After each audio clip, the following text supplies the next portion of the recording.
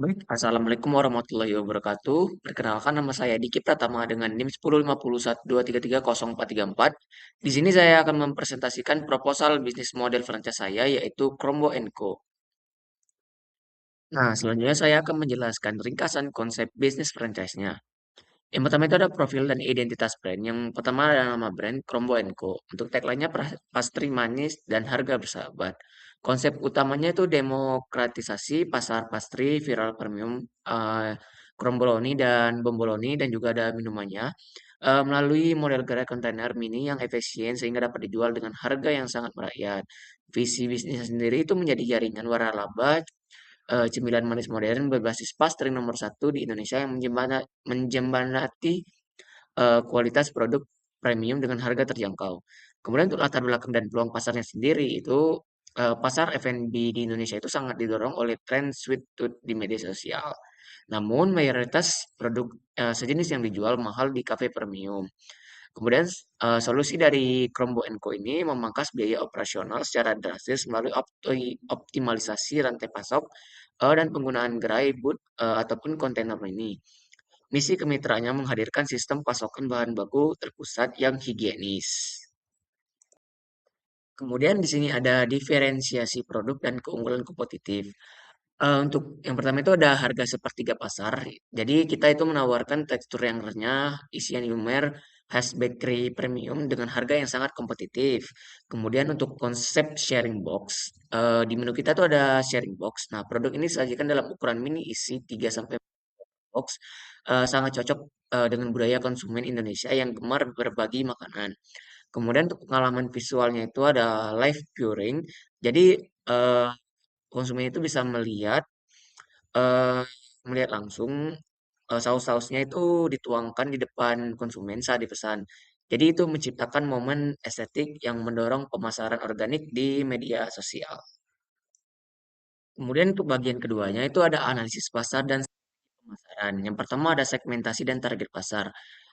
Jadi kita itu masyarakat urban dan semi urban difokuskan pada area sekolah, kampus, pusat keramaian, dan kawasan padat penduduk.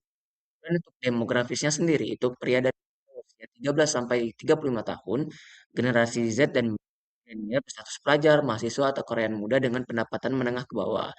Karena untuk makanan seperti ini tuh lebih viralnya ke kalangan generasi Z dan milenial.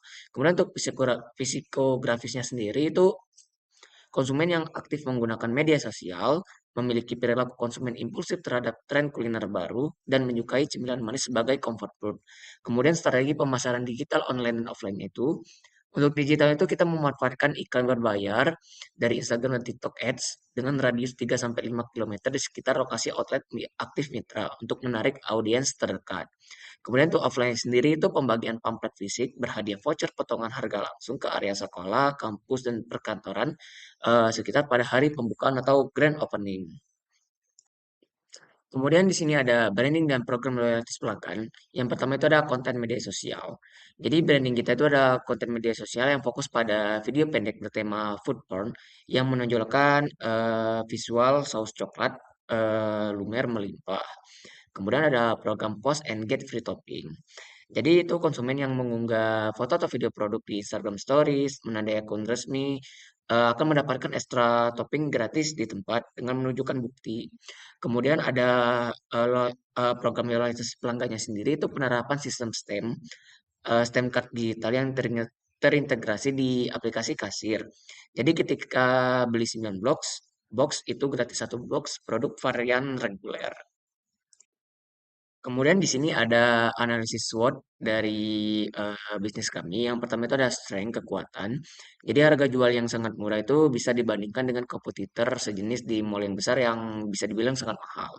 Kemudian ada sistem operasional yang sangat mudah karena bahan bakunya itu dikirim dan bentuk setengah jadi dari pusat gitu. Kemudian ada opportunities atau peluangnya besar ceruk pasar di area sekolahan dan universitas yang belum tergarap oleh merek plastik besar. Jadi seperti yang saya bilang tadi, untuk makanan seperti ini tuh viralnya di antara Gen Z dan milenial gitu. Kemudian ada peluang kolaborasi menu musiman dengan merek lokal lain. Di sini ada kelemahannya itu ketergantungan penuh mitra terhadap pasokan logistik dari pusat. Kemudian ada jenis produk jenis camilan manisnya cenderung rentan mengalami penurunan tren jika tidak dilakukan inovasi secara berkala. Jadi di sini tuh pusat dan mitra itu bisa bekerja sama tentang inovasi ataupun rasa baru dari produk-produknya dan mungkin juga dari mitra itu memiliki pemikiran sendiri.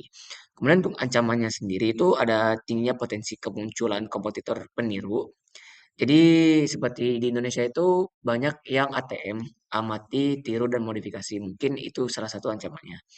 Dan fluktuasi harga komoditas bahan baku utama di pasar seperti mentega, tepung, dan coklat. Kita tidak tahu eh, fluktuasi harga komoditas untuk era-era selanjutnya itu akan naik atau turun gitu. Jadi itu akan menjadi ancaman bagi kita sendiri apabila itu akan naik harganya. Kemudian di sini ada model bisnis kanvasnya sendiri. Di sini ada 9 model bisnis kanvas dari kanvas BMC. Yang pertama itu ada value proposition. Untuk highlights-nya itu ada menawarkan produk pasti viral, menyajikan produk dalam kondisi selalu hangat, menggunakan konsep kemasan sharing box, dan memberikan pengalaman visual yang menarik. Kemudian customer segmentnya itu pelajar, pelajar dan mahasiswa, pekerja muda atau dewasa awal, dan pemburu kuliner viral. Kemudian untuk channelnya sendiri itu kita menggunakan gerai fisik resmi, platform pengantaran online, dan media sosial resmi. Dan untuk customer relationship-nya itu ada program loyalitas digital, program bundle berkala, dan aktivitas media sosial seperti saya bilang tadi itu ada yang upload di story IG dan lain-lain. Kemudian di sini ada kayak aktivitas utamanya itu ada produksi terpusat, manajemen logistik, pemasaran skala nasional, dan kontrol kualitas atau QC. Kemudian ada sumber daya utamanya atau key resource. Itu ada aset intelektual, yaitu resep rahasia dari pusat kepada mitra. Kemudian ada fasilitas fisik. Dapur produksi pusatnya itu milik franchises yang dilengkapi mesin pengolah adonan kapasitas besar. Kemudian ada sumber daya manusia itu tim manajemen franchise, tim koki, dan lain-lain. Kemudian ada key partners atau mitra utama kita, ada pemasok bahan baku utama, franchise atau mitra usaha, vendor, Kawasaki Boot, dan juga perusahaan logistik. Untuk vendornya sini sendiri itu untuk vendor pembuatan bootnya kepada mitra gitu. Kemudian ada cost strukturnya sendiri itu ada biaya operasional harian, biaya pengiriman dan distribusi bahan baku dari pusat ke mitra. Kemudian ada biaya pemesanan, pembelian, konten dan lain-lain. Jadi yang terakhir itu ada gaji karyawan, manajemen pusat, QC dan tim pelatih. Kemudian ada revenue stream-nya sendiri atau sumber pendapatan itu dari franchise fee yang berkisar 45 juta. Kemudian ada pasokan bahan baku berkelanjutan dari karena kita kan ada program itu dari pusat ke mitra gitu. Kemudian yang terakhir itu ada royalti fee bulanan. Jadi ada royalti fee bulanan yaitu penarikan biaya manajemen sebesar 3% dari omset. Kemudian di sini ada skema investasi awal kemitraan. Yang pertama itu ada sistem kemitraan. Untuk sistemnya itu single unit franchise. Jadi hak mengoperasikan satu unit gerai fisik di lokasi spesifik gitu. Untuk nilai investasi awalnya itu paket kemitraan ditetapkan sebesar 45 juta dengan hak lisensi mereknya itu selama 3 tahun. Fasilitasnya termasuk satu unit booth, peralatan lengkap, ray oven, mini kulkas dan lain-lain. Kemudian ada sistem kaset digital pos 1 tahun. Jadi untuk setelah 1 tahun mereka akan menambahkan keuangan lagi gitu untuk menambahkan posnya. Karena pos itu menyewa. Kemudian ada pelatihan kru dan yang terakhir itu ada bahan baku dengan awal 200 porsi. Kemudian di sini ada analisis atau simulasi finansial dan analisis kelayakan investasi. Asumsi penjualannya misalnya rata-rata 60 porsi dengan harga 15 porsi dengan omset bulanan 20 juta, 27 juta. Untuk struktur pengeluaran bulannya itu HPP dan baku 50% yaitu 13,500 juta, 13,500 13.500.000. Kemudian gaji karyawannya sendiri itu gerai 2.500.000 per minggu dan sewa lahan dan listrik itu 1.500.000. Royalty fee ada di 3%. dan total pengeluaran itu ada 18.310. Jika dikurangin dengan omset bulanan yang seperti kita asumsikan tadi, berarti laba bersih bulannya itu ada di 8.650.000. Nah, di sini ada analisis kelayakan investasinya itu payback period.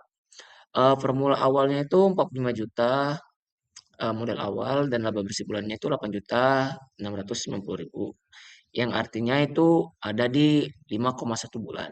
Jadi realistis pengembalian modalnya itu berada di bawah 1 tahun, berkisar antara 6 hingga 8 bulan tergantung lokasi. Untuk return of investment-nya sendiri, jadi laba 1 tahun itu dibagi sama modal dikali dengan 100%. Ya, peningkatannya itu ada di 231,7%. Nah, untuk status kelayakannya sendiri itu bisnis dinyatakan sangat layak karena perputaran uang yang cepat dan modal awal yang terjangkau. Kemudian di sini ada kesimpulan kelayakan dan potensi bisnis. Ada potensi masifnya itu Chromebook Co ini memiliki peluang pertumbuhan yang tinggi di industri F&B Indonesia karena berhasil memotong struktur biaya produk premium menjadi massal. Kemudian ada resiko operasional rendahnya itu standarisasi rasa terjamin aman karena menggunakan adonan beku setengah jadi dari pusat. Sistem operasional dapur sangat praktis bagi franchise karena dibantu mesin otomatis dan sistem pos berbasis cloud. Kemudian yang terakhir itu ada rekomendasi strategi pengembangan ke depan. Yang pertama ada inovasi produk berkala, meluncurkan minimal satu varian rasa baru setiap 3 bulan sekali, seperti rasa asin, gurih, abon atau keju. Itu untuk menjaga loyalitas dan mencegah kejenuhan konsumen. Kemudian ada ekspansi rantai pasok regional.